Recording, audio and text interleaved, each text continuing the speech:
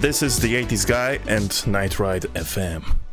Today we're gonna talk with the 80s Guy himself. What a legend. One of my favorite YouTube channels and favorite for many people all around the world who are interested in retro things, especially retro music. Hello, the 80s Guy, and welcome to the interview. Hello. Well, thank you for inviting me for this interview. I'm really glad to be here tonight. Yeah, I forgot to present myself. I am Vosto Vlad, and I usually do the voices for the reviews on this program, but the reviews represent, of course, your opinions. Sometimes you ask me stuff, but it's mostly your stuff. Obviously, we have to explain why we do this.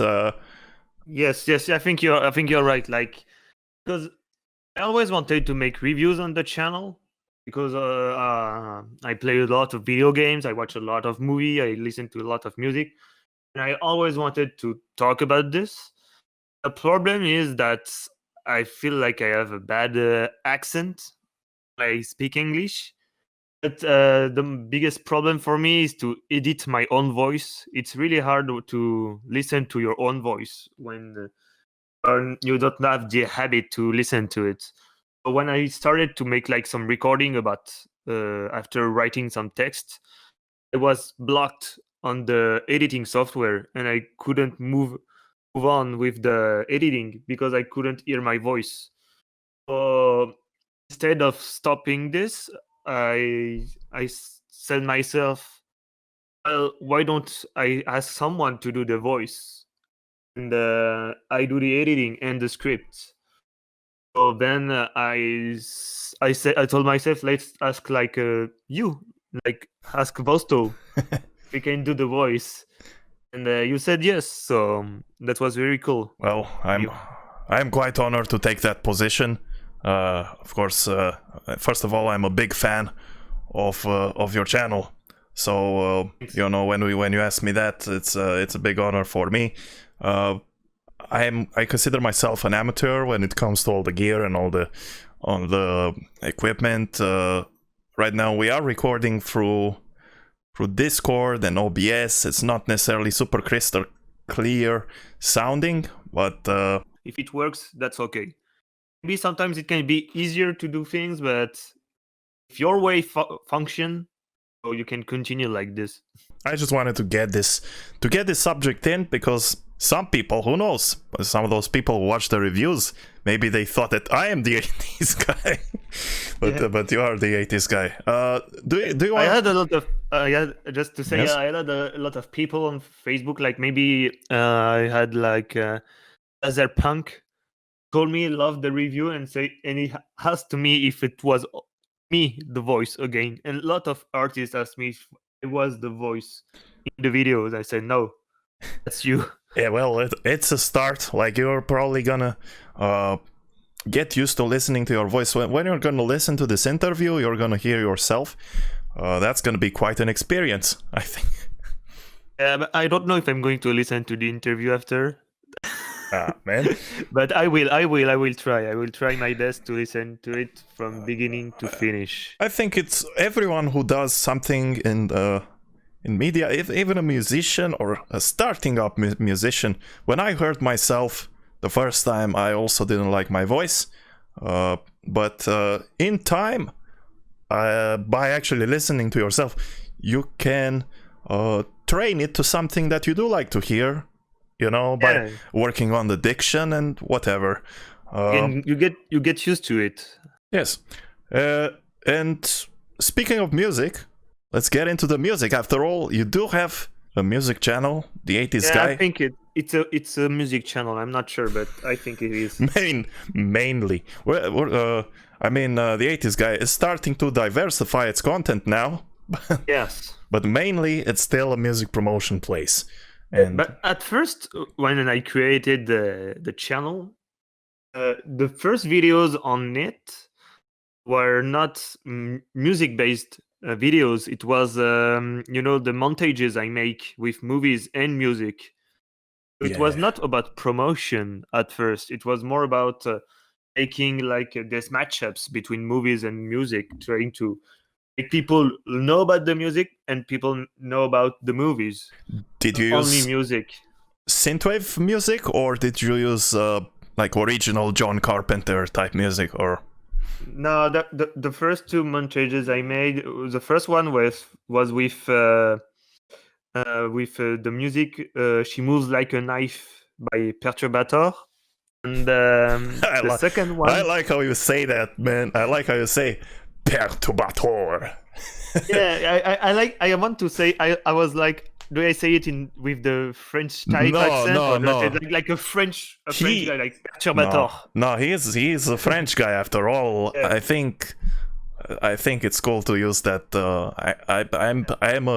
I would be a bigger fan if you would make some videos with your voice, but I think we've touched on that subject. I'm gonna let you think about it. Yeah. All right.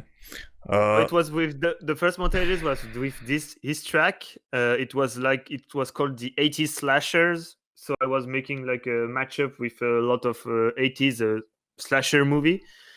The second one was what year are we talking here? Like how long was this? How long ago was all this? It was like, now it's 5 years ago. 5 years ago already. Yeah. So 2015 is the year when the 80s guy was born on YouTube. Yeah, I think I had another channel before. I had I would say like a trash channel, because I was putting everything on it. And first I put my first videos on it. Then I said, if I want to do this like a professional, I can't continue on this channel. It's too trash. So I decided to create a new one, and I was looking for a name. So I was like, what name should I take? I decided to take the 80s guy. Then the channel was created the 9th of March 2015. That's a legendary date. We need to make some kind of celebration. Maybe we can release a compilation of music every year. Yes. On that date, maybe to celebrate, like happy birthday, the 80s guy. But I try to follow this date every year, but sometimes I forgot about it. So when was your first contact with this sort of genre? I guess you could call it retrowave, synthwave, whatever. I think the first contact was like a lot of people. It's mostly two things. It will be like the movie Drive that I watched in 2013. Like 2 years after it was released. So I actually watched that when it was released. Yeah, and on beginning of 2014, I finally decided to do Hotline Miami, and this is how I got into this. You know, I watched the movie Drive. I took a bit of time because I was listening to the music. Then I decided to play Hotline Miami, that was released in 2013 also. Yeah, but in those particular media projects, Drive and Hotline Miami, it doesn't say anywhere that, hey man, you're listening to synthwave music over here. It's just the bands, right? It's just the music. Yeah. So you have to kind of discover on your own. Yeah, the first I was like looking because I bought the soundtrack of Hotline Miami, and I saw the name Perturbator. I was looking for more of this music, and by this I discovered a label that was made by another artist called Lueur Verte. Lueur Verte. Lueur Verte. He made a label called Aphasia Records. I don't know if you knew about it. It's pretty old now, and this is where I saw the word synthwave for the first time, with also new retrowave that I found just after on YouTube. Yeah, new retrowave. I think that was the thing for me.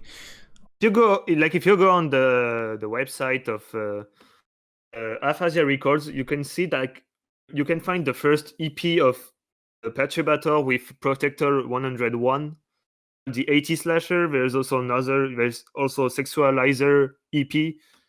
Like this is like the first base, one of the first base of the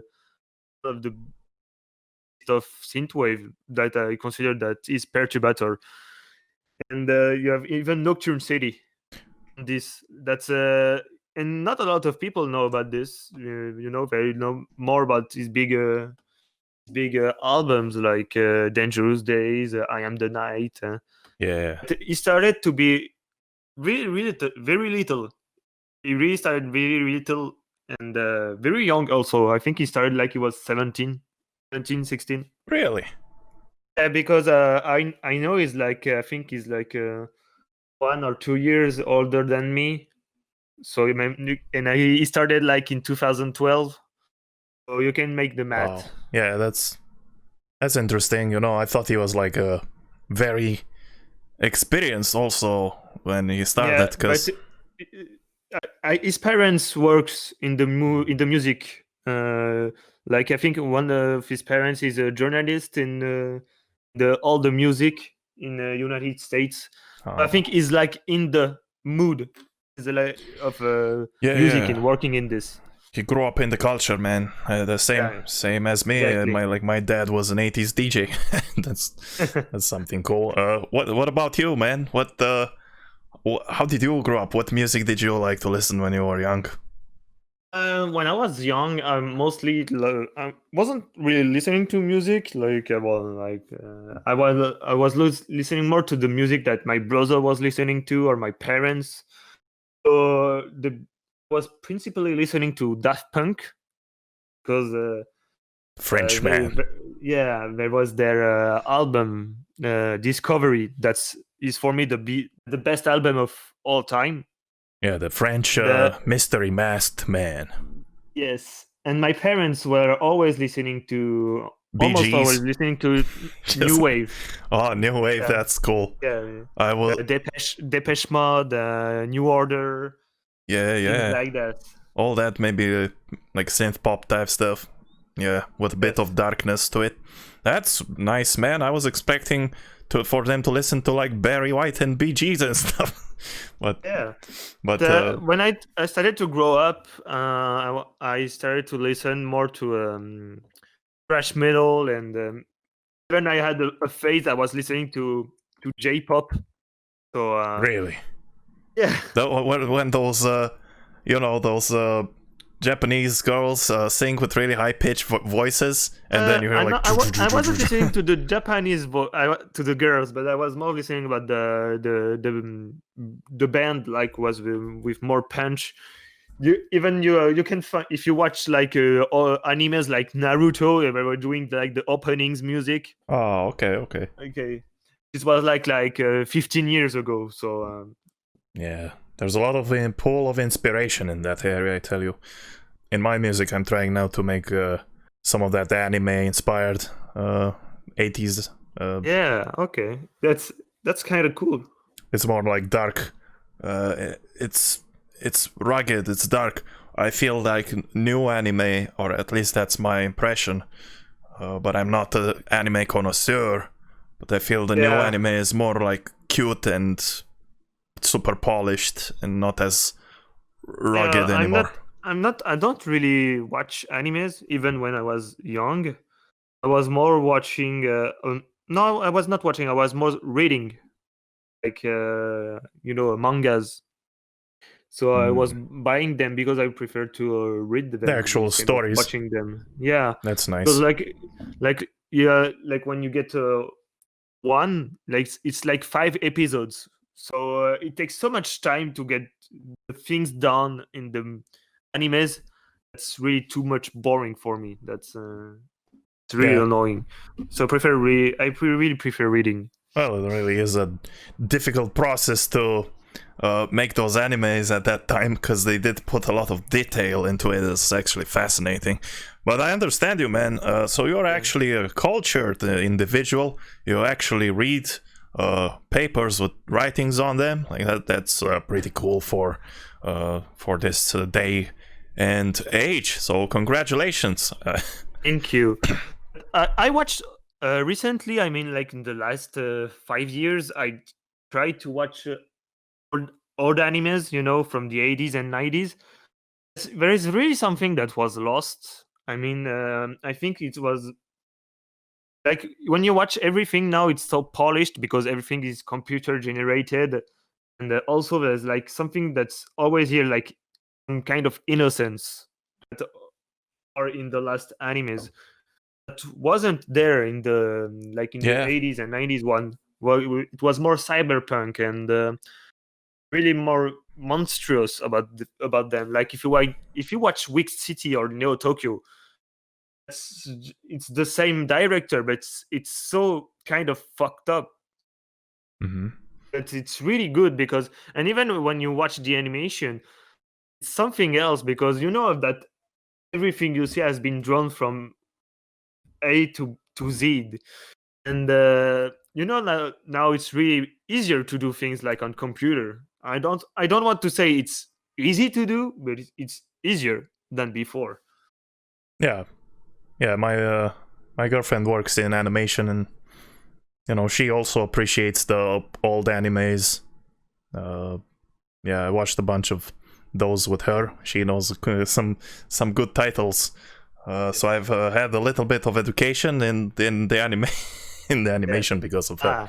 So even when nowadays, like for example, you watch a new anime movie from Japan, and we watch a new movie by Miyazaki, you will totally see the difference between them because you see that Miyazaki, that each frame you see on a movie has been drawn by someone and he was behind it, and you see that it's so live. It feels so alive, like because you see the work behind these movies. And the last ones I saw, like I can't say the name because I don't know if it's the same from each country because sometimes they like to change the movies, the name of the movies. But there's something like it's too much polished. You don't see like maybe the hand draw that has been made because it's like it's too perfect. Yeah, something like it's too perfect. You don't see like the human behind it. Yep, and here is where we can draw a nice parallel into music, because Exactly. I think that's why we are attracted to the retro sounding things, because they are less polished, right? Yes, very less polished. When, You see, I heard so much music, from it's been 5 years I'm working in this. I listen to so much music that sometimes even in my head I'm lost about what I'm hearing. I don't know sometimes if it's really good or it's really bad. You can't draw the line you have sometimes. especially when you hear like hundreds of tracks in the submissions forms, right? Yeah, that's sometimes like you're trying to listen to something like I listen to 15 or 30 seconds. I don't like sometimes I don't listen entirely to the music because I think like when I hear to 30 or 30 seconds of the music, you see like it's too much generated. It's not really that good, and there's not like something that push me to listen to the entire music. You have to see the feeling behind Yeah. the work. Is there any work there, or is there just someone doing some average thing? Yeah. I mean, like the recently I listened to a lot of music, but I wasn't really mind blown by everything I hear. I think I listened to a lot of good things, really cool. But it wasn't like mind blowing about them. It was not like when I started to discover Carpenter Brut, Dance with the Dead, or Perturbator like some years ago. And like there's something few months ago, I got a mail on the submission. It wasn't you didn't use the submission form, the artist. You used the mail you can get on the about tab on the YouTube channel. There's like the business mail, Yeah. and he sent me a mail with his Bandcamp. So I said, sometimes when I just get this, sometimes I just keep it because they just like you have just like a phrase talking about his music. He said, "Oh, it's my new album. Please listen to it," and then just the Bandcamp link. So And sometimes you what hesitate to click on it. what was your reaction? What was on that mysterious album? Yeah, but I said, okay, this time I don't skip this way because I just want to see. So I clicked on it, and the album was so good. It's so great. It's amazing. So great. Which artist are we talking about here? It's Midnight Smoke. I remember that one. It's really little. He didn't made a lot of settings, but when I asked him, he made music before, but his production is so good. That's really it's really amazing. I I believe didn't have this feeling since a long time, I might say. was it more? It was what we would call a very immersive experience, right? It was. Yes. Uh, It's like it's 9 tracks, but it's that it's really composed like a track of 1 hour mhm. with different ambience, and it's like you're Like a going story. from like a story, and you're going like so smoothly in the story. It's a movie. Some tracks are slower, some are a bit more energetic, and in some parts it's just ambient, right? Yeah, exactly. There was a part I remember with just a bunch of keystrokes. With you could hear the atmosphere and some keystrokes. Exactly. So nowadays, I mean, the listeners should know when they send an album or a track to the 80s guy that the 80s guy has been listening to music for 5 years now. So it's a little bit hard to pass through, or am I Yes. wrong? It's not. I mean, sometimes because I want the purpose of the channel at the first time was to help the artist. So even if sometimes I'm not really convinced by what I hear, but I finding kind of good, uh, I decide to publish the person because I think it's good for him. It's good for him to have to make him reach an audience. He can have feedbacks from this audience. And Of it's course, even good especially for his from social. Damian Starks. Yes, Damian Starks that's making comments on every videos. And it's a real person, it's not a bot. Yes, it's I don't amazing. think it's a bot. There's a conspiracy No, out there. it's not a bot. There's not. He said it was not a bot because someone said it was a bot, and then he answered below and said it wasn't a bot. Yeah, I've had some small conversations with Damian Starks in the comment section, and I guess on this recording we can say a dedicated shout out to Damian Starks, the most dedicated 80s guy fan, right? Exactly. I don't know why. I don't know how, but I'm glad that he's here. I'm glad that he comes. He comes to comment on almost every videos. It's just part of the routine, right? You just wake up, you drink some coffee, and then you turn on the computer and look at the new Damian Starks comment on the video you uploaded yesterday. Exactly. Okay, well, let's talk a little bit more about this music, about what is to actually have a good song. Like, you can have by when we say that we want something real and authentic sounding, we don't necessarily mean complicated music, right? It can be also simple. Yeah, I think like I want to give an example, but if you listen to, because I have another channel.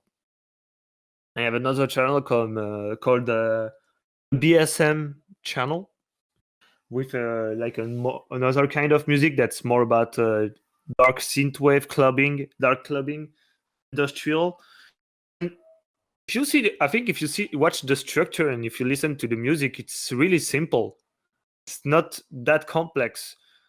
It's so good. It's so good. You don't have to make complex things to be good.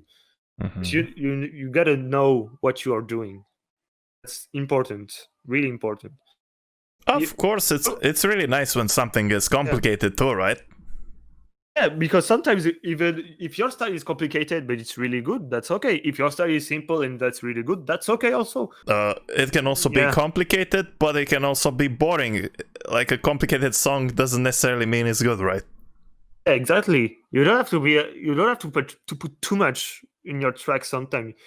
Yeah, you can just stay simple and be as good as it would be without putting so much in the tracks. So it's all about the vibe. Yeah, I think if you want to really understand what is the vibe of an album, of tracks and everything, I think I will come back again to Perturbator. And you listen to the I Am the Night. You listen to the first track. I think you will totally understand what is good tracks, what is ambience, and you don't have to be too much complicated to make really good things. Yeah, very concept type albums. I'm a fan of concept type albums. I try to make them myself. Yeah. I don't know if I'm doing a good job, but I'm trying to do something. They are on the channel, so that means that there is quality behind, Yeah, but the artist is the worst critic of the artist. An artist will always listen to other people's music, but that's not true. I have half the time I listen to my own music. Just kidding. Yeah. Just kidding. Shout out to Cyberthing. Cyberthing also likes to listen only to his own music. For example, I tried to make music like in 2015. I tried. I said, because I was like very little. Like started in March 2015. In September, I only reached like 1,000 subscribers, so it wasn't that big. I decided to say, well, let's try to make music. Yeah. So the first one, it took me like 1 day. The second one took me 30 minutes. And it was so much generic. It was so much simple, but I just like using presets on FL Studio. When I published them, like on my channel, there was so much good feedbacks on them, and I was like, what? It took me 30 minutes. Why? Why people like it? I don't understand why.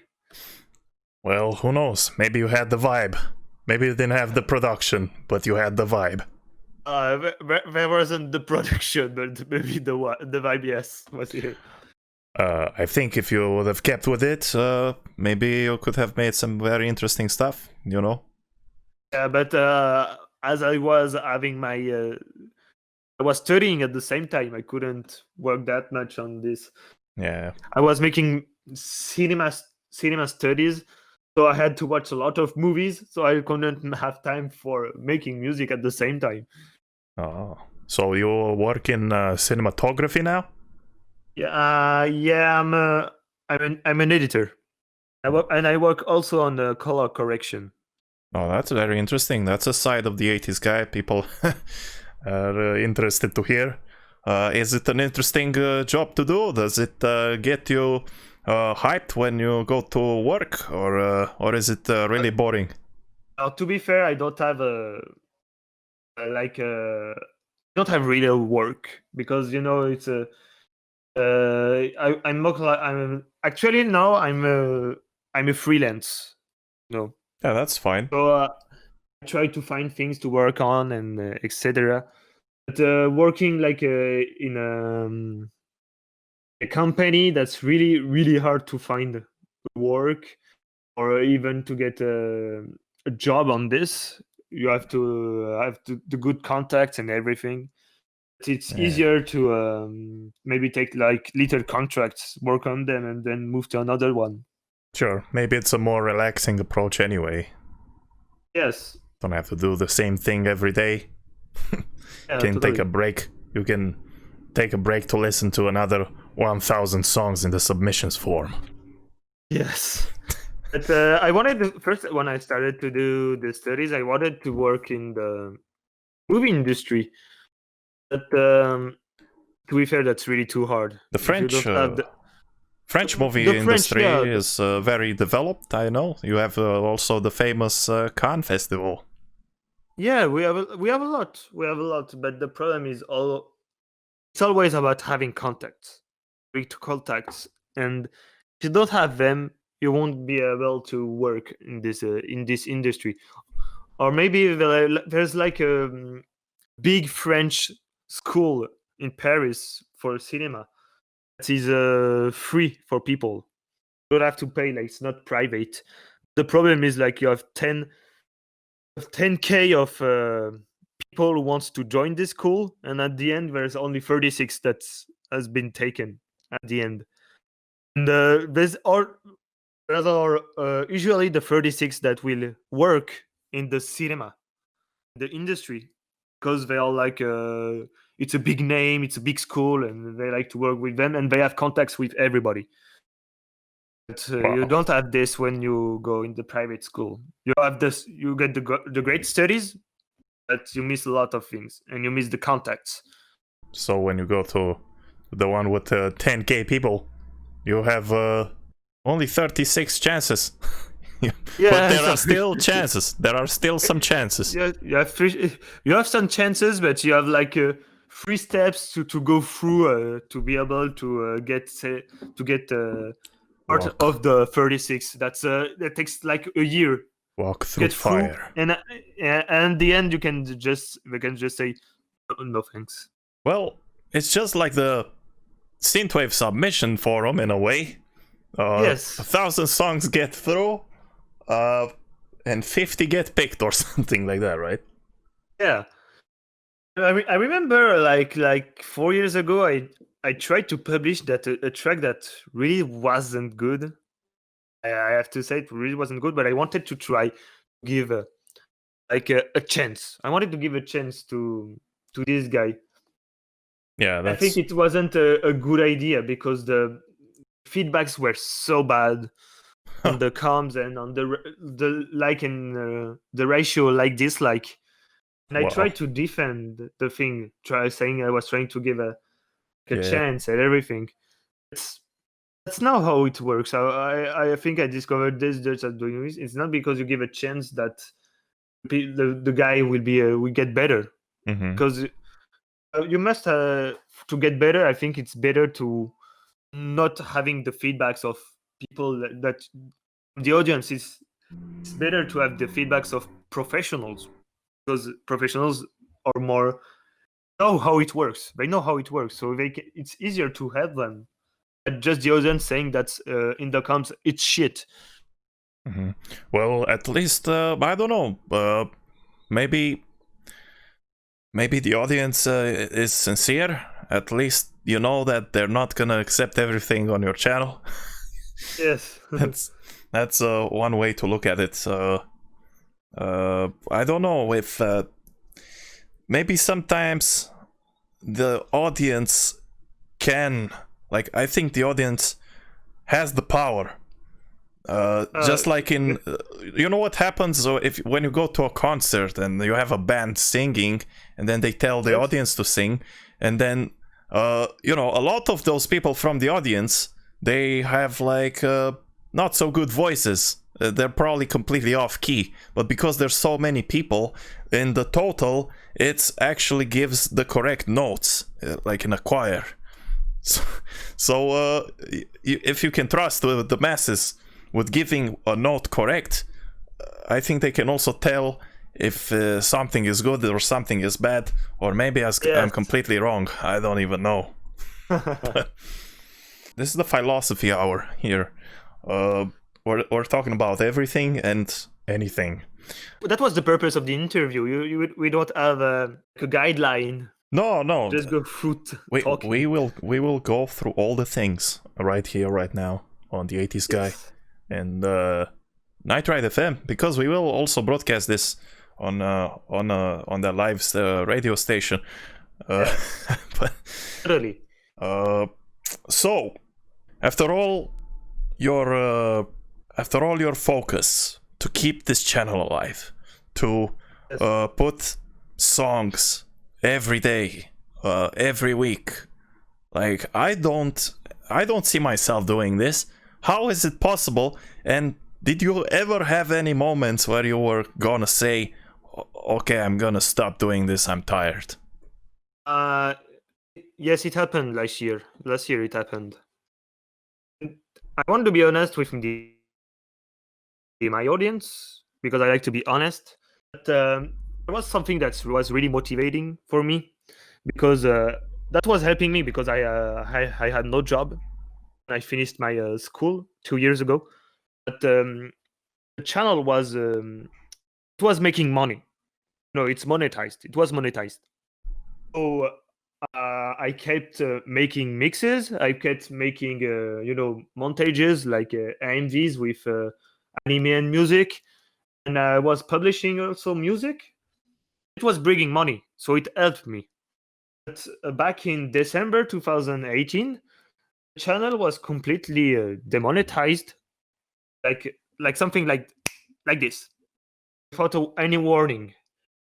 And I was putting time on it. I was putting time each week on it. And from one day to another, I lost everything with it. I didn't lost my channel, but I lost why I was working on it. It was good to make good for the audience, and it was good for the artist to be published. But sometimes even if you just put like an artwork and the music, and then you have to render it, it seems some work. And it was like the partnership that was made between the channel and the artist. Okay, you want to be published. Okay, I don't ask anything. I don't ask anything from you. I just ask if I can be monetized. Okay, I think everybody is a winner. I win, you win. It was something like this. But YouTube at the time in December 2018 said, okay, now you lose. The artist keeps winning. But I wasn't really happy with that, because I was still putting time with it. It was really annoying. And 1 month after I got demonetized, I asked again to be part of the Utner Partner Program. And it took 2 months to answer me and said, yes, you can come back. It took me 3 months of ad revenue. It was really I was really pissed off. And then it's horrible. The channel was monetized during 1 month, and then it was demonetized again. No warning. Yes, it was demonetized again.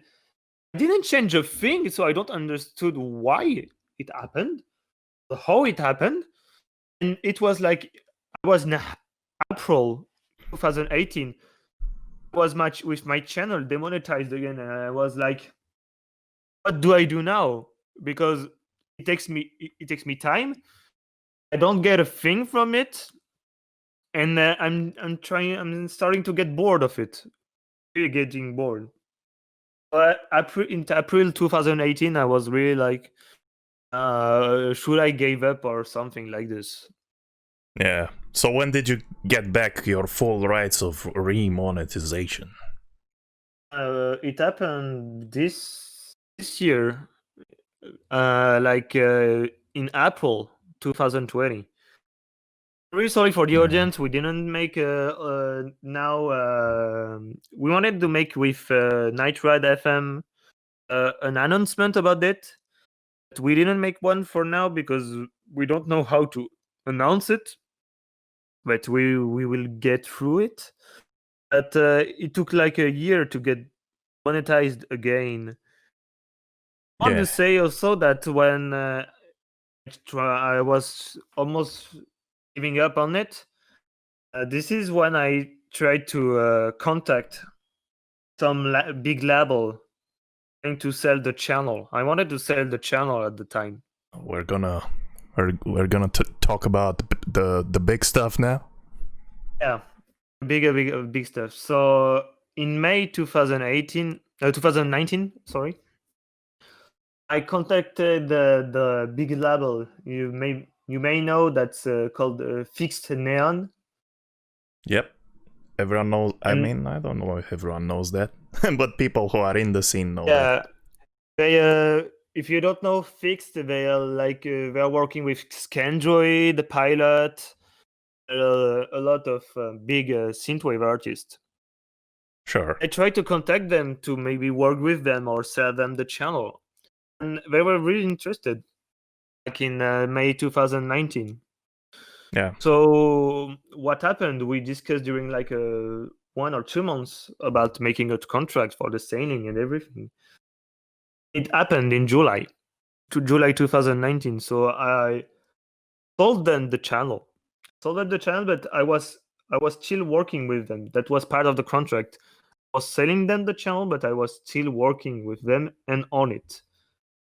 Yeah, well, you were searching for a solution, right, to regain some monetization in some form, and this was kind of the only desperate move to kind of make it work. I was so much giving up on it. I didn't want to let it die because it was just a stupid idea. But I told myself maybe if I work with a big label, they can push it up, can help it, I can help it. We work together and everything, So we started to work together, and I would just go to finish line because it's not a long story with them, unfortunately. Because back in April 2020, 3 months ago, I was working with them, every week. I had 4 uploads of mine each week, and they had 3 uploads of their work. 4-3. That's yes. That's the ratio. It was a good ratio because they could promote their stuff. That's normal, and I couldn't promote some other artists. It was okay for me. But I was contacted in April. And I was a bit shocked because I wasn't really expecting this, but they weren't happy with the numbers. I think even me, I saw it, that the numbers were not that good with their work. They their were stuff. lower than before, or just on their music it was lower numbers? Not on their music, but it was still the same 1 year after, I think. It was not 1 year, but it was still the same.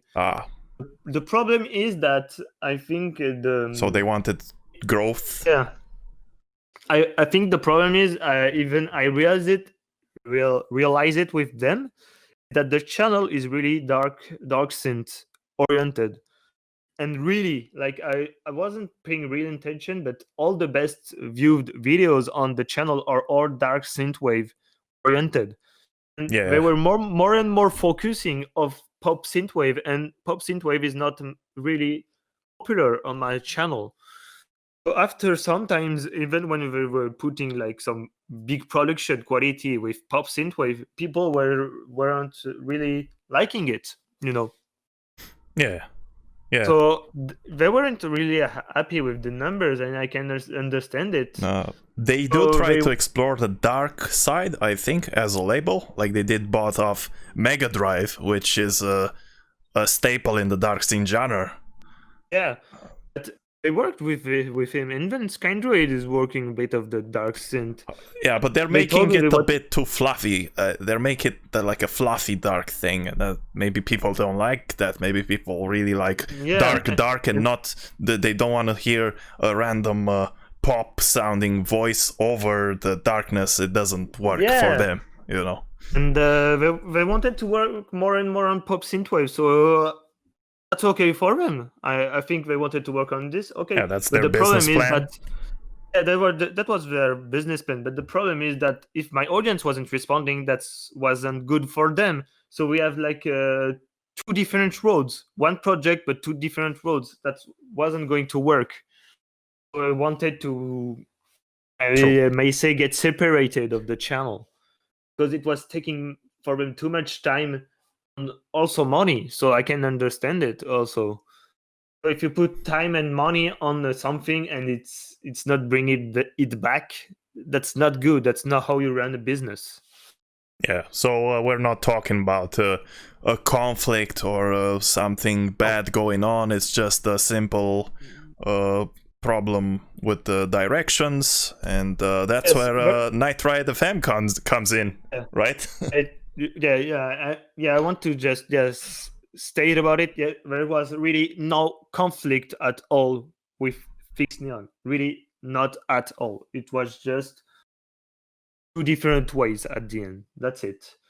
But it was really cool to work with them. They were super cool, and there was no pressure, and they were really nice people. Professional label guys, right? Exactly. They were professional and they were running a business. But my channel wasn't business at the end. So that's how it happened. And then they wanted to sell it back to like another party. I wasn't going to pay it back because I didn't had the money. So I tried to contact people. I tried to contact someone called Vosto. No, Vosto? No, I've never heard of that guy. Heard of that guy? Okay. And he told me about Nightride FM, We started to discuss about this with Nightride FM in a private discussion. And I put them in contact between Nightride FM and Fixed Neon. And they did their work on their side. And at the end in April, it happened. I mean, Nightride FM brought back the 80s guy. Yep. And the relationship that we have is completely different. It's not really... We don't really have any business goals or anything. The biggest difference is that it was... now we are more like a partnership. I mean, partnership, like we are working all together to make it work, but you still let me be independent on this. We're not going to tell you to upload this and this. We don't have any agenda. We don't have a label. I mean, we have a label, but... we can say some things like when we get the submission, even you listen to it and you can say, oh, this is not that good, or this is not bad, or something like this. So we still have some discussion on things. But with the difference with Fixed Neon is like, as it was a big company, it was a business. So I was like more talking, like when I was talking to them, it's normal, but I was like talking to my bosses. So I had to work for them. But with Nightride FM, it feels more like I work with them. Not for them, but with them. But you are still you are the boss of your channel. That's how we think. Like, I'm part of the Nightride board, blah blah blah, however you want to call it. Yeah. But we always said the 80s guy has to have his own channel and run things and whatever. And okay, we can make some projects, like maybe compilations together or something. Make things better, like the live stream, like the Darksynth 24/7 live stream. Something like this. Because in my head, I want to say I want to say I owe Nightride FM a 1, because I'm not working with them. So I want to also to be the 80s guy. I'm still independent of it, working on it. I mean, but I want it to help Nightride FM also grow. That's the purpose also now. It's I mean, everyone wants to grow, right? I mean, we would say it's not a business at all, because at the end of the day, someone has to pay the bills for the servers and the radio and how it all works, the infrastructure. We do have our own Patreon where people can donate, and you have your own, and we all are trying to grow, but we are trying to make something of quality that is worth people's time in the end, you know. And we have our own live stream. Like we thought what kind of live stream we could do, you know. The 80s guys can have the Darksynth radio, and we can have the radio with all the stuff. Like that's what you find on the Nightride FM channel. Yes, we want to. I think the biggest goal for our partnership actually is to be a big network for Synthwave. You know, for Synthwave and Dark Synthwave and everything. We want to be like. Don't want to be like. We want to be like new Retrowave, but we want to be maybe. We want to be like them somehow, but not as big as them. But maybe it will grow. We don't know.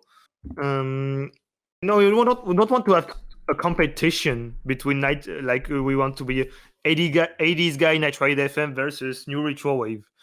But we want to have like for people to have like maybe some options also. Yeah, well, we do.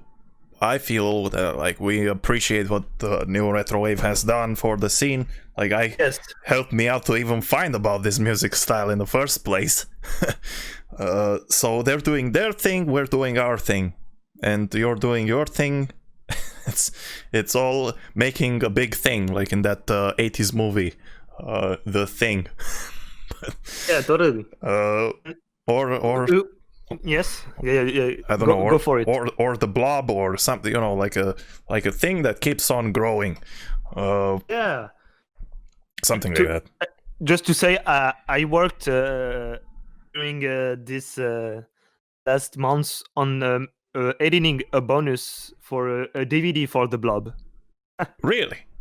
Yes, because there is a French company that's reediting the movie from 1988. I have a friend working in this company, and with him I could work on the editing a bonus for the DVD and the Blu-ray release. That's fantastic. That's some good stuff out there. Maybe some fans of 80s movies are listening. What do you think of some of these documentaries that were released in recent years?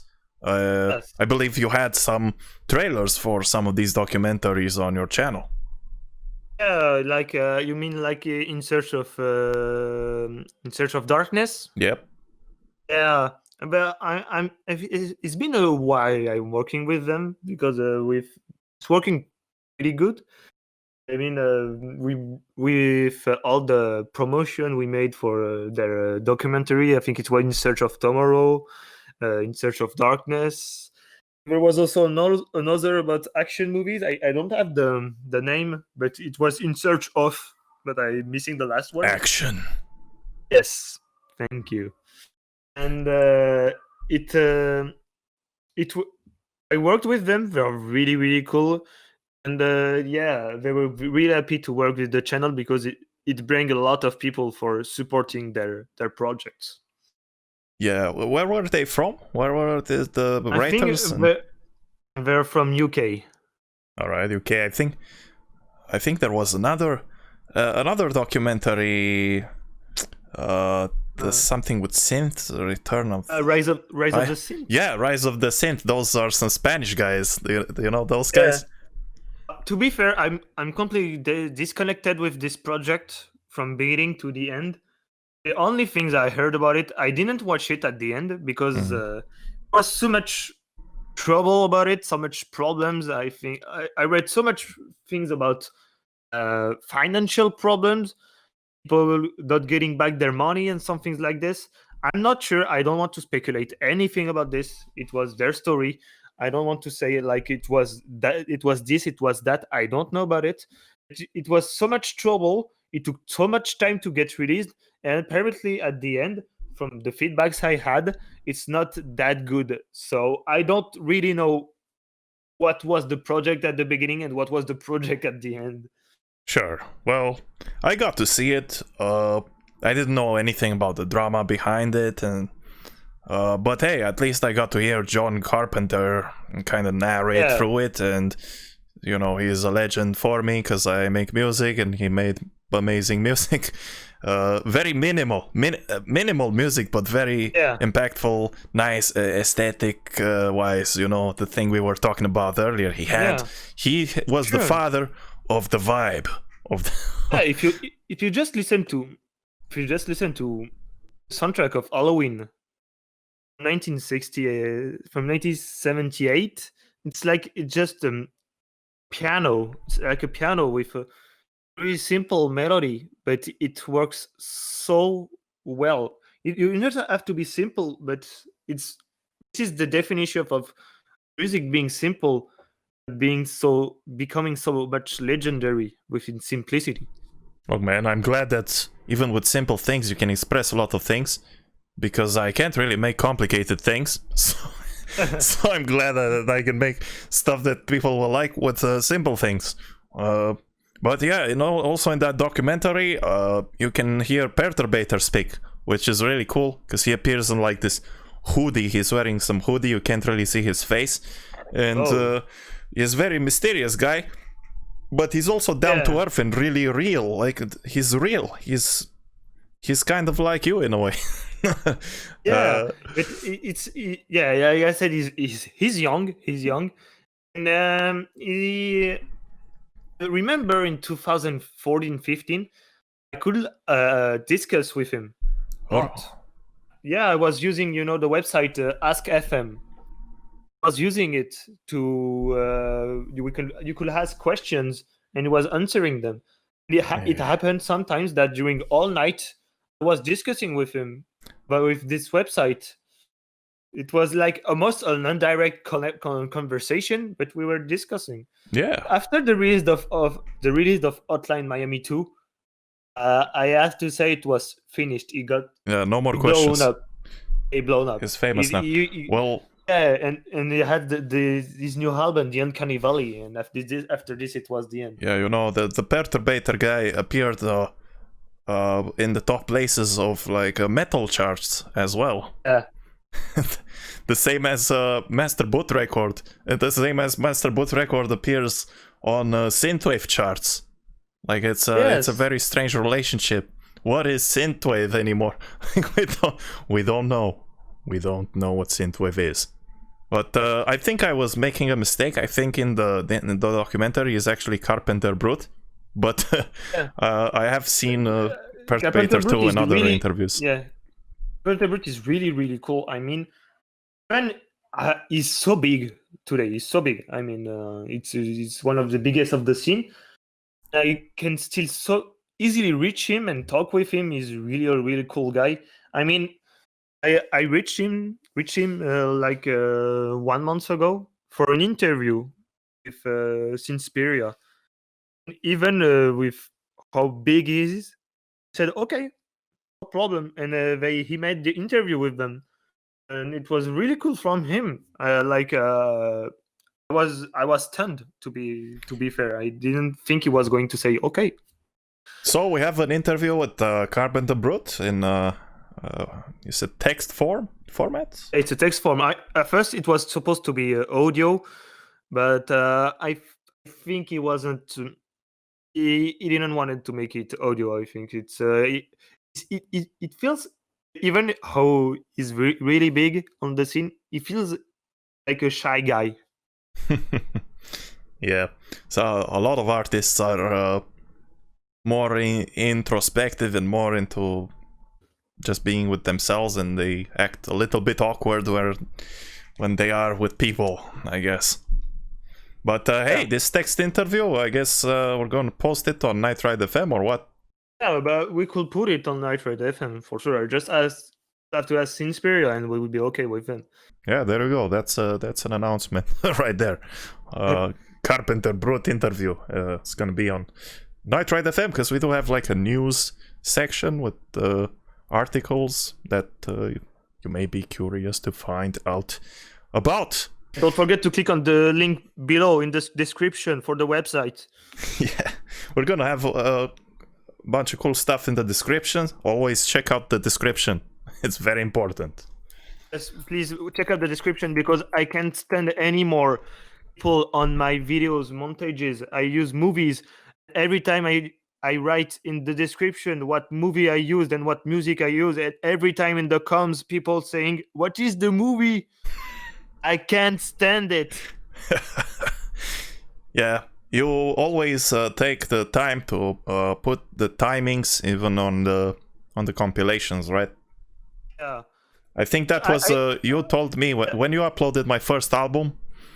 You told me to take care of the time signature, to put the time on every song so that you can put it in the description so people. Yeah, because I have to be fair. I was always doing it. No, nowadays I'm a bit lazy. I don't do it anymore because I don't know why, but I don't feel like doing it because it takes time. But yeah, I was always putting all the track lists in the description and putting all the timestamps for everybody. But it was sometimes I was doing this, and they were still asking people in the comms. They were still asking, "What is the track at the timestamp?" You know, like I was like, "Okay, you don't read anything." Okay, here's right. here's the strategy. They read the first comment on the YouTube video, so you can post the track list as a comment and then pin that comment, and they will look at that. Yeah. See, that's it. It's a plan. That's it. That's a plan. So, what is the quality difference between what you used to upload 5 years ago and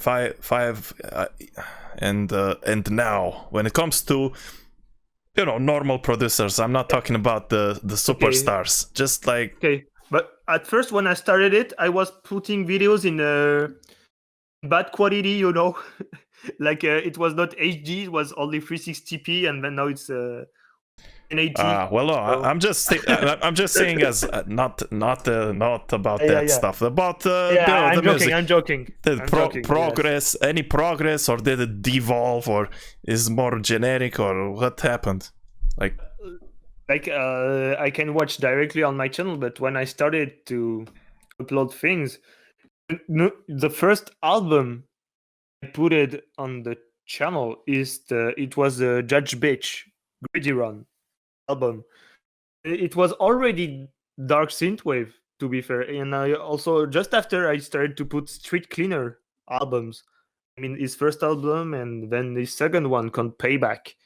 Yeah. Even at the beginning, I started to upload Darksynth stuff, but also a lot of synthwave, like Night Runner, Vector Hold. We have the track Dust by Moon, Retrowave, Auto Reverse, 2600. But Irving Force, it was really the beginning in 2015. I mean, I found a lot of stuff from everywhere on Bandcamp, and I started to download everything and started to upload them on the channel because they were nowhere on internet. Yeah, that's true. Sometimes it's really hard to find this music, and that's why people come to channels like yours, so they can listen to stuff that you don't find on every corner. That's why I subscribed to a bunch of like five Synthwave channel. I know you want me only to be subscribed to your channel. Nah, that's okay. I know it's a betrayal, but that's okay, But to be fair, I don't know how I feel about all this Synthwave stuff and what's happening now. Because everyone is doing it now. You don't feel special doing it anymore, because everyone is doing it. So it's like, I don't even check out the uploads. I'm not really enthusiastic anymore. Like, I'm subscribed to 5 channels, but I maybe only check out some of your uploads. I don't even check out new Retrowave anymore, except if it's someone I know. I was at the same state as you. I mean, like 1 or 2 years ago, and it was like I was subscribed to many channels. I unsubscribed because I wasn't listening too much to them, and I have to be fair. I lost a bit of interest towards synthwave because the problem as also the positive thing about this genre, this music style, is it's really about cliches, like palm trees, sunset. Okay, palm trees, maybe not in the Darksynth, but in the lighter genre. I mean, synthwave. I mean, in the synthwave style. Yeah. And the problem is when you discover it, that's really cool. That's amazing when you discover this. That's really something you don't see everywhere. And there's so much vibe, but Yeah. after some time you lose it. Get tired. And I think for me one of the biggest resume about this would be the movie Kung Fury. I have to be fair, I am not a big fan of this movie. Well, I thought it was pretty fun. I had tons of fun in that, but yeah. Because I think, like, okay, it's using all the cliches. That sums up all the cliches. That sums up all the cliches. But it's not because you use the cliches that makes the movie good, you know? It's not because you're making fun of things and you use these things that it's becoming good at the end, you know? That's the thing. Yeah. I guess people supported that project because of nostalgia. They just wanted to see all the stuff they were obsessed about in one thing. Yeah, that was really cool. I mean, also a lot of people like it because they weren't really in the synthwave when it was released. So when people discovered it, it was like, oh, that's something new. That's really cool. I didn't see this. That's all the cliches. I didn't know about this, and etc. True. To me, I think when it was released, I was like almost 1 year and a half in synthwave, so I already knew everything about this. Mitch So it Murder wasn't new for me. on the soundtrack. Yeah, and I already watched so much 80s movie. I watched all the John Carpenter movies. I watched all the Sylvester Stallone movies, Commando, and Schwarzenegger movies also. I already knew everything about these vibes of the 80s. Some of those effects are really dumb, but maybe someone's gonna crucify me for saying this. Some of the effects don't hold up well, but there's still cool practical effects. I have respect for that. Yeah, totally. But hey, in this movie, there's no practical effects at all. Everything is made on a green screen. Yeah. You can see it often. You can see it. One guy, one screen. That's it. But I think that's cool that it was like. What are some of your favorite synthwave cliches in the sound? Like, do you like the tom sounds, like when it goes like boom boom boom boom boom, or when it goes like, or the snares like kick snare and the slings like. Sometimes I like this one. I like this one, and I like sometimes when they put saxophone. Yeah. Sometimes it works really well. Sometimes it doesn't work, but when it works really well, that's really cool. When it's one of those crappy free VSTs that everyone uses that, but hey, when you hire Tim Capello, I believe that's the name, Tim Capello, yeah. We're from he was Tina Turner's saxophone player, and the Gunship song, the Dark All Day, that saxophone where it's performed by him, and they even draw him as a character in the video. So I thought that was a cool moment in Synthwave. Sometimes cool stuff happens. Yeah. If you want to know, like, I could give you my top 10 movies of all time if you want to know. You can sum up everything I like with this. We gotta make a video, top 10 movies. We did the top 10 Synthwave albums. Yeah, Dark Synthwave albums. Yeah, Dark Synthwave albums, of course. You know what happened, man? When I was first in the genre, I thought I liked the light synthwave, just the normal Miami stuff, blah blah blah. And then the more I got into it, I discovered a little bit dark synth, but I wasn't into it. I was like, and then it sort of just attracted and pulled me more and more and more.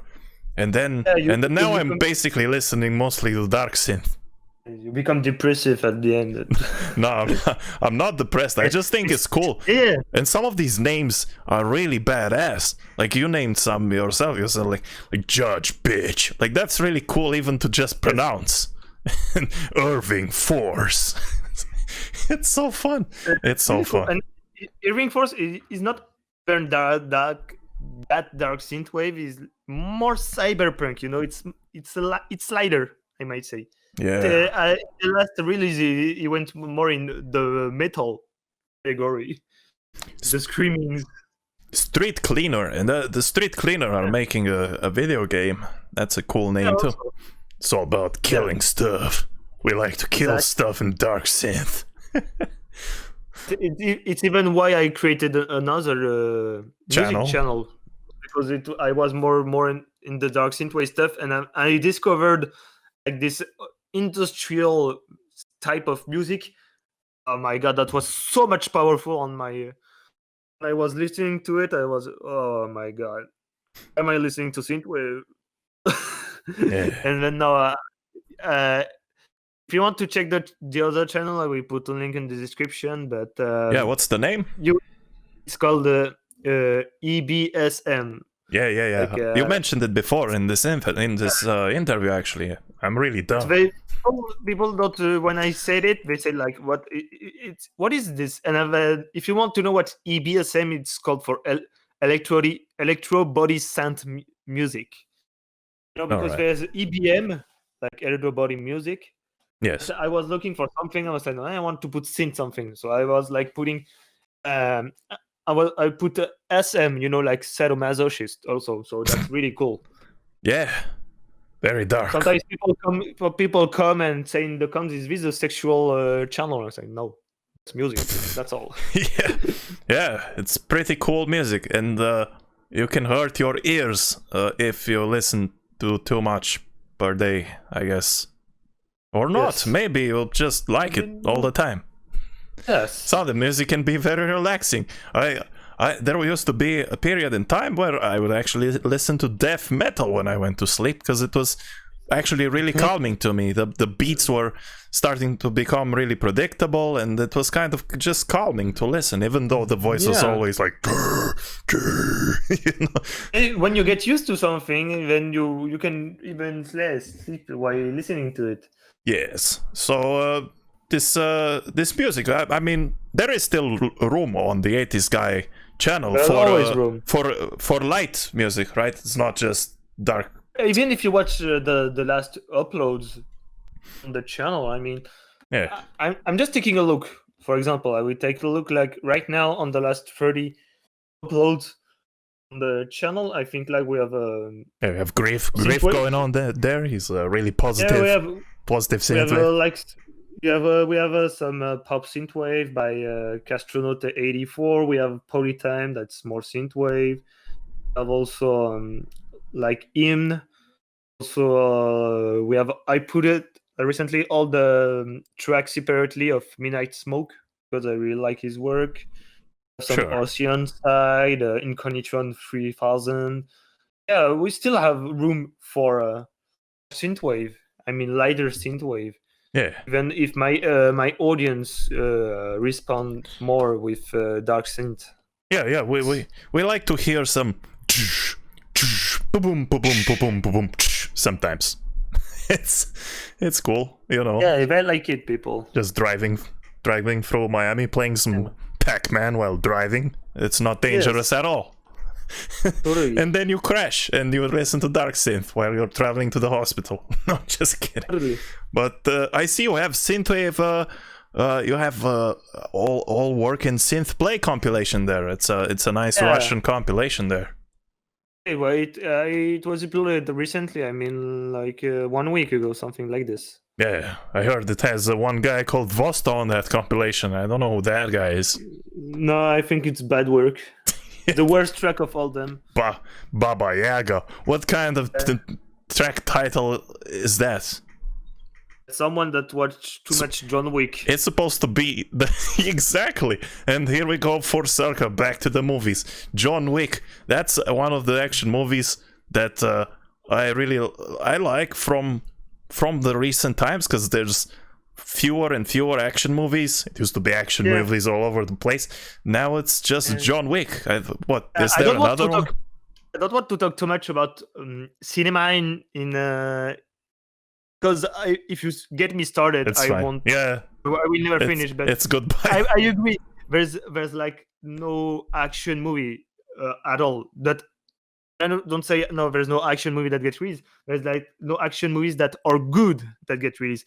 Don't get me started with Marvel. There are not action movies. There are shit movies. It's stories to get your children to sleep. It's problem is that I just want to say about Marvel. It's like the first movie with Iron Man was good. but the problem is that it's the same movie from 2018 that's getting recycled every year, every time. It's the same movie, the story getting continued. But why don't you just read the book? Because the cinematography is so bad. There's no direction. The actor is just a front of a green screen, and he's just taking his money, 50 million for Robert Downey Jr. The movie is 200 million. It's like 200 million, and one quarter of it goes for Robert Downey Jr. No shit that the special effects look like shit. That's why the movie sucks.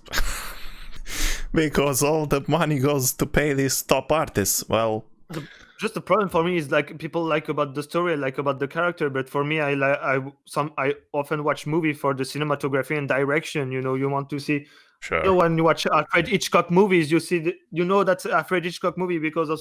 You want a rememberable. For me, with Stanley Kubrick, it's the same thing. With Mikhail Cimino, it's the same thing. Willem Friedkin, there's so much good director with Martin Scorsese, and the problem with the movie Marvel, it's like there's no directors behind it. It's only Disney. It's a company, so you see that there is no direction. It's only about making money. But if people like it, okay, it's normal that they keep doing this because it brings money. It's a company. It's a business. Well, here's a dangerous kind of project that had success, but it was like a risky way of making it. It was a kind of like a controversial movie. What do you think about Joker? Joker, I think at first I was a lot. I was really waiting it. At first I wasn't. Okay, let's make the story from beginning to the end. At first, I'm not a big fan of Batman. I'm not a big fan of the Nolan film. I think The Dark Knight is good, but it's not that great. You have to be serious about it. And I wasn't really expecting a thing about this movie because I'm not a Batman fan. But then when I heard that it was like there was no special effect, no green screen, it was a small budget. It even won the at Venice, Golden Lion at Venice. It won the Golden Lion at Venice, and I watched. I like the Festival of Venice because they really take a good selection of movies. The movies they take are really good, and when they gave like this reward, it's like, oh my god, that's going to be a great movie, you know. So I went watching it when it was released. At first, I thought, yeah, okay, it's kind of good. But when I thought about it, I think it was more like, meh. There's some good things, like the cinematography is cool and everything. But it's so. The message in it is so linear. I think it feels like the director didn't wanted to make like a personal film, but it was a big name. It was the Joker, so you have to be like also at the same time a big budget movie. You have to bring back the money you put into. So it was like you have like a really strange movie between being a blockbuster at the same time being a personal movie. Yeah. It feels like it. Like if you think about it, it's like, oh, you gotta make the revolution because rich people are bad. Okay. I don't think the movie is that clear on that aspect. I think it's kind of natural. It's more about the chaos. I think it's more about chaos and like having no direction. Speaking of no direction. There's no direction, but when you think about it, it's just straightforward. Like, for example, in the movie, when he kills people, he doesn't like kill people for free. It's like he kills them for a reason because they did something bad. It's not crazy. It's just he killed them because they did something bad. It's not like a controversial movie.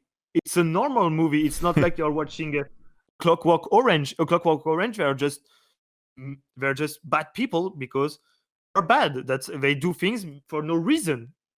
They're crazy. This is what they call ultra violence. If you watch Joker, for example, he kills 3 people in the subway. Why he kills them? Because they are fucking shitty people that try to annoy a woman, sexually harass her, and then they attack him, and he kills them. Okay, that's okay. Those are people. There's a guy that he kills. I mean, like his coworker. It's because he got him fired. So there's also a reason. And at the end, when he kills Murray, there's also a reason, because he fucking make fun of him and he's humiliate him. So there's always a reason behind his actions. That's not what I see from the Joker. The Joker is supposed to be chaos, and you can't expect what he's going to do. But you can this movie, you can expect what he's going to do because it's all natural and logical. What's not supposed to be the Joker? It's not chaos, and people are following it just because he killed 3 people in the subway. It's a really strange movie. Yeah. But from the perspective of the Joker, he sees it simple, maybe, like you say. But people think he represents what they want to see in him, but he's not that which they think, which they see like a kind of a hero, vigilante, whatever. But he has his own more simple reasons to kill people and stuff like that. But the movie is not really that fresh in my memory, but I just remember it, seeing it. I was in UK at that time. I watched it with my girlfriend, and I was happy to see something different coming from American mainstream cinematography. But I guess it's not enough to please a Frenchman like yourself. For a Frenchman, you see, in this, it's normal. It's not like it's controversial or it's like. The problem when you listen a lot of the audience in the United States, the problem is that they are very used to big blockbuster and everything. When they see something different, they overreact about it. So this is what when I started to read a lot about the movie before it was released, I was like, whoa, that will be amazing and everything. Say you're gonna watch the movie and you're gonna feel bad about watching it. So if you saw Straw Dogs by Sam Peckinpah, it's a movie that you feel really bad watching it because everything is going wrong in this movie. This is what I was expecting from this movie, and I didn't get it. True. I was kind of. It was kind of just like a psychological, bit weird movie, but it wasn't really super shocking or anything like that, right? Yeah. When you read a lot about, it's a shocking movie. There's a lot of violence. Like United States being so scared, there's going to be shootings because of the release of the movie. It's like, no, it's an average movie with a bit of violence. Yeah. It's because the problem is we have 2 sides of treating violence and movies between like Europe and United States. Like in United States, for example, if a movie says twice the word fuck, and the movie goes from PEGI 13 to rated R, that's so stupid. That's not how it works. But if you have violence in it, that's okay. It's still PEGI 13. Yeah, sure. In France, for example, I see movie rated R in the United States. In France, for example, it's like restricted to children below 10. Like there's like 7 years of difference between each rate. Do you have dubbing or do you have subtitles there? And do they alter it to be more friendly towards younger audiences? No, we don't care. We put things like this. Like if we have the subtitles, we go straight. Even sometimes we go farther than the people is saying. I bet French is very creative language. Yes. For insults, we are very creative. Like sometimes they say like, we can say you can say sometimes the people in the movie can say you dumb fuck, and there's subtitles I say you're written you son of a bitch, something like this. Oh well, it will still sound romantic because it's French for us, so it's all good. But hey, since you are such a pretentious man when it comes to movie, because you have experience in cinematography and stuff like that, how come you enjoy watching 80s movies, since they are pretty simple and straight to the point, and have the good character and the bad character, and that's it? Like there's something I don't watch every 80s movie. I have to be clear. Like for example, canon movies, I have to be fair. Okay, tell me like 3 movies that you really like. You said you could name 10. So let's name 3. Name 3 and tell me why do you like them? For me, the best movie of all time. I mean, the best of all time. You can't touch it. You can't say anything about it, or I will kill you. It's Blade Runner. touch Blade Runner. That's just a masterpiece. I really like the soundtrack. It was composed by Evangelos Odysseas Papatanasiou, by his name, stage name Vangelis, the Greek god of synthesizers. When you think about the movie is still ahead of its time, even today for me. Yeah, and it didn't work at the time, it was sure, but it's so different from what you started to see in the early 80s movies. it was kind of avant-garde. Exactly. Another movie I really like from the 80s is The Thing by John Carpenter. Another movie that didn't work at the time when it was released. Another movie that none of them worked. Blade Runner didn't work also when it was released. Yes. And both were released in 1982. Interesting fun fact there. Yeah. And The Thing didn't work because it was released 2 weeks after E.T. People, when they saw the movie, they say, "Oh no, we want to really for real." They said they wanted to see a good alien, not a bad one. Really, people didn't like the movie. Really? Well, I mean, they still went to watch it anyway. I mean, what was it to do in the 80s? You didn't have all these video games to play all day. You had to do something. You had to go to the cinema, so you would pay money to see it anyway.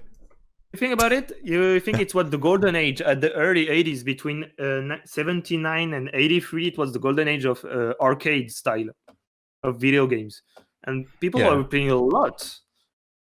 Yeah, but it's not like you were like 24 hours a day on a game and just eating like from a can next to you and just being hooked to the computer all the time. People were going outside, they were watching movies, and they were going to do things. Let me give in a third movie. Yes, the third movie. Terminator.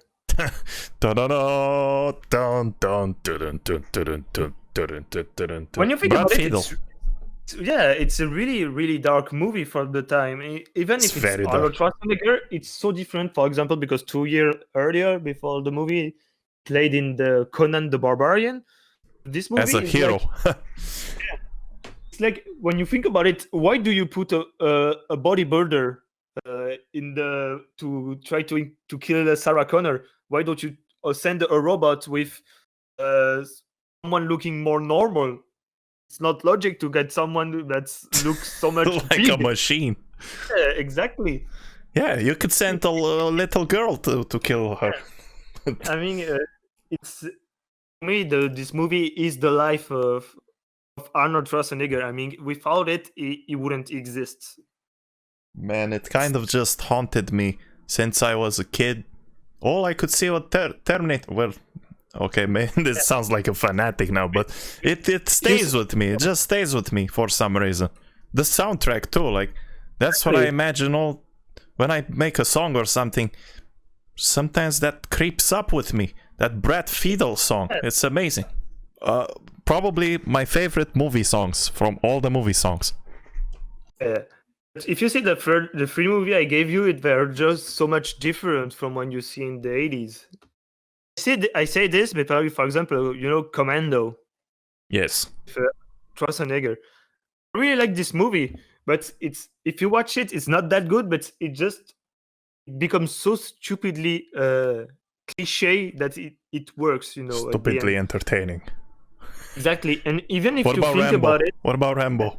Rambo 2. Rambo, the first one is the best. I know. That's why I said Rambo 2, because that's where the stupid shooting starts. To be fair, I like the second one. I like the third one. I didn't see the fourth one. I see the fifth one. The fifth one is really like... I didn't see the fifth one. Fifth one, to be fair, it's exactly like... I'm looking for the name of the movie because it's not the same. I have it. I have the movie. Okay, it's Home Alone. It's the Rambo 5th is exactly the same thing as Home Alone. Except he's an older guy with a lot of muscles. Yeah, it's like the movie is like 1 hour 30. There's nothing at the end, and at the end they attack his house, and he put a lot of traps all around his house. It's like exactly like Home Alone. Does he wear a cute Christmas sweater or anything like that? No, but Oh. there's a lot of colors in the movie, especially red. It's a red liquid. It's a red movie.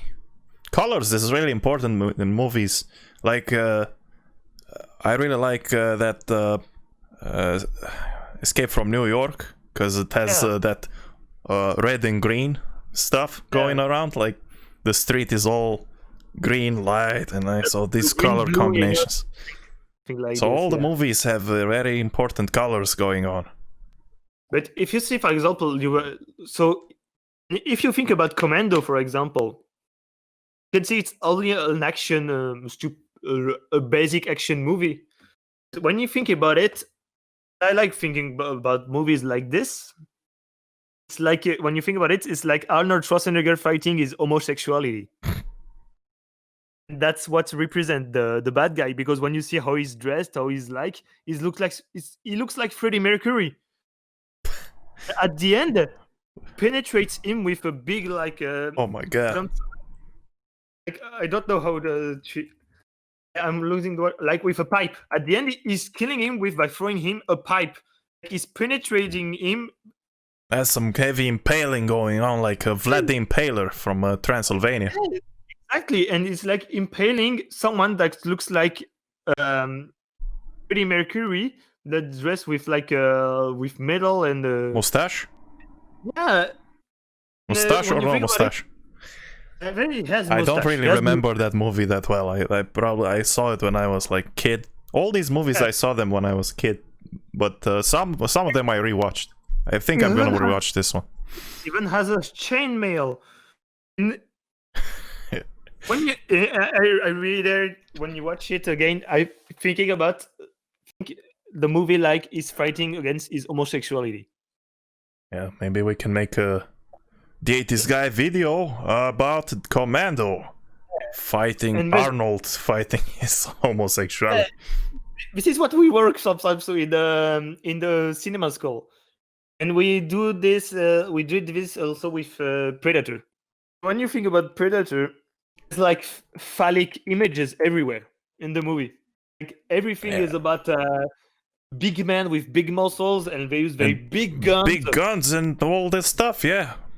Or almost at the spot where they have their penises. Look, man. So I'm sorry, but I don't agree with your theory. I don't think it has anything to do with penises. It's just guns and people being masculine, and that's it. But think about the Predator, because like his mouth is an open vagina, so the thing is killing them is a woman. Like a woman is like it's destroying this masculinity. That's the thing. Nah, I think these are some feminist theories, man. I'm not into this stuff. For me, it's a movie about badass people killing a badass alien. All right, I don't know what you're talking about. let's move on. We're gonna move on. Think about it. They're badass people, but when we encounter someone that's stronger than them, we are like, oh shit, we suck. Man, that Predator was pretty cool though. It had Peter Cullen on the doing the voice. I can't do it now. my throat is a bit dry. Yeah. But it's that Predator sound. I can usually do it, man. Why I can't do it? I really like doing that sound. I learned. Peter Cullen, the guy who actually does the voice of Optimus Prime. Oh, okay. But of course, we are not fans of the Transformers movies, but secretly we are. I just like when he talks. I like when Optimus Prime talks. I think that's a really epic voice and a heroic character. Just like the 80s guy, you are a heroic character on the internet. Try to be that. In real life, that's not the same. What are you telling me? You're not walking around with some kind of cape, walking on the sidewalks, judging people's faces. You're like, no, I'm not gonna upload you on my YouTube channel. No, I'm like with my shirt, my pant, and I'm walking. See a friend or going to work out. That's it. Yeah. Sorry about the people imagining. Have a lot of imagination about what I'm doing during my lifetime. Yeah. Yeah, let's just let people imagine. Imagine all the people imagining the 80s guy. I don't know what I'm saying. I really have bad jokes. I'm not a good joker. I guess we talked about the composers, right? What is your most inspiring composers of the old days? Old days? Old days. Do you have like 30 years ago? Yeah, or movies, or just music, or whatever. What do you like? Like, what do you like? Yeah, actually, this is not the subject we talked about. Like, any music from the 80s that you like? Yeah, there's a lot I like. I told you, I really like Depeche Mode, for example. Ah. They make a lot of good music. There's an album also, thrash metal, that's called Peace Cells by Megadeth. It's really, really cool. In general, I like to listen a lot of. So the new wave stuff, and the like the aggressive metal. Not too much aggressive. I'm not a big fan of death metal. I like a bit of black metal, but like Dissection, that's really cool. But yeah, like I said, you can sleep. Metal, I'm not in it. Oh, so you consider death metal more aggressive than black metal? Because I think black metal is more aggressive. I'm not a specialist, but for example, I like to listen to Meshuggah, and Meshuggah is so much aggressive. For example, yeah. To listen to Bleed. Yeah, Meshuggah is badass. They have some crazy time signatures though. Like you can never count that stuff. It always goes like dun dun dun dun dun dun dun dun dun dun. Composers, I love Joe Hisaishi. It's a Japanese guy that makes composition of Miyazaki movies and also from Takeshi Kitano's movie. Oh, what about if I bring you I bring a cassette and I hit play on it, and you hear some like pop music or from the 80s, like if you hear a Phil Collins or what happens? What happens if the 80s guy hears 80s pop music? I'm going to listen it and enjoy it. For example, if you put Michael Jackson, I'm going to that's cool. Let's listen to it. Yeah. If you put some Genesis, I will be the same. Maybe not all them tracks, because I think not all artists have all good tracks. To be fair, they always make like one or two that's not good. What happens if I bring you pop music from today? Like Nicki Minaj or something like this? Gucci Gang. What happens if I play some Gucci Gang? I'm just going to laugh, and then 15 seconds later I say stop. So there is something about the 80s pop music that makes it acceptable. That's pretty cool. It makes it acceptable because I don't know why, but it feels like lighter in general, even in the spirit that the music was made, Yeah, it's very harmonic, very cool sounds, and it has all that snare drum, man. There's more coke also in the music. More cocainum. Yes, exactly. Yes, and it has the there's my favorite music. There's another music I really like. I just need to it's from Tear for Fears. Sorry, Tears for Fears. Shout. Shout. If you see Shout, it's even Darksynth if you listen to the melody and the voice. I agree, man. Tears for Fears is it's really cool, and they have different tracks too. Like they have happier songs, like Everybody Wants to Rule the World and whatever. If you want to say if you take the 80s, if you want to make Darksynth and Synthwave, like for me, Darksynth you take Shout, and for Synthwave you take Take On Me. Yeah, that's good advice for the Synthwave makers out there. Also, the video clip was so good from Take On Me. That's really cool. Just make sure to put in both styles. You just have to put the bass that goes like dun dun dun dun dun dun dun dun dun dun dun dun. That's it. That's Synthwave. Hey, will this sound get old though? I don't know. When will be the time where the 80s guy is gonna be like, man, I'm tired of all of it. Goodbye. Goodbye, Vosto, here you go. I will give you my channel. Yeah, fuck everything. Goodbye. I think it's still interesting. I mean, I'm still having fun with it. I'm doing DJ shows, and you know, I'm still enjoying it a lot. Yeah, that's the biggest purpose of it. And if you enjoy making it, just do it. Then it's too much music, too much movies, much everything. Too much everything. That's why we gotta be the ones who focus on what is good out there and like really good, and then present it to our different audiences, both on the 80s guy and on Nightride FM. And with this, I think we can wrap this up here. And I'm gonna thank you for having a talk with me. It's a big honor for me. You, like I said, you are a YouTube hero for me. I'm just gonna add something at the end. Sure. I'm just gonna ask you a question. Yeah. Don't you have sometimes the feeling that you already experienced everything that was good, and you will never find everything that was going to be created won't be as good as it was? Well, sometimes I think this doesn't work for me, because I enjoy listening to the same type of vibes. So like say for example you have Terminator, right? You have the Terminator goes like tudun, tun, tudun, tun, tudun, tun, tudun, tun. So if there's a Synthwave guy who makes tudun, tun, tudun, tun, tun, tudun, tun, tudun, tun, tun, like I'm still gonna listen and enjoy it because it reminds me of the Terminator. And then if there's another guy on top who comes and makes and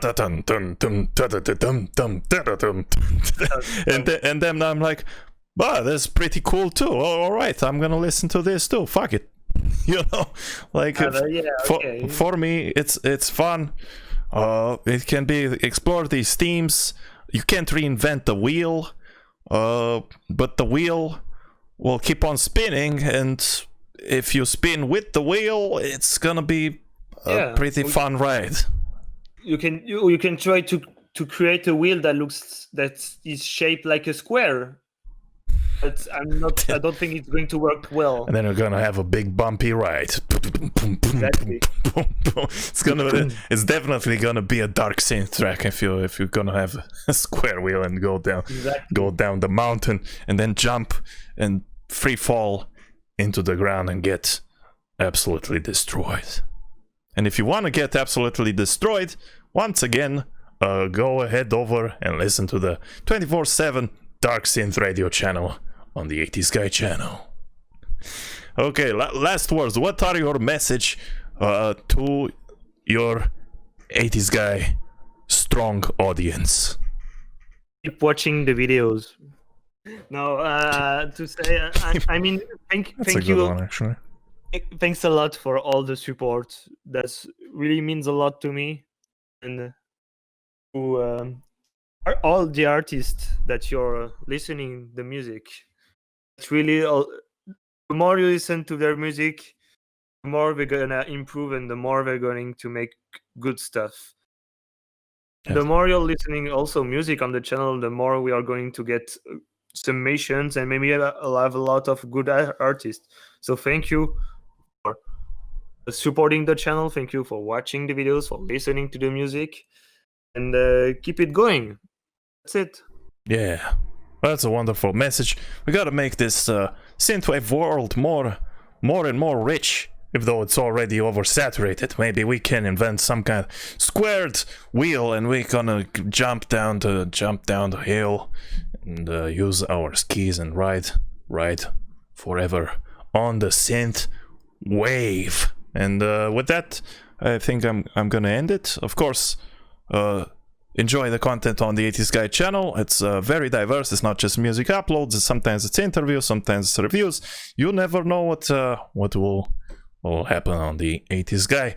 Yes. This has been Vosto Vlad and Deities Guy Yeah. saying goodbye to my friends. And Goodbye. Thank you for interviewing me. no problem. And we will see you guys next time. The amazing other types of interviews. Bye-bye. Bye.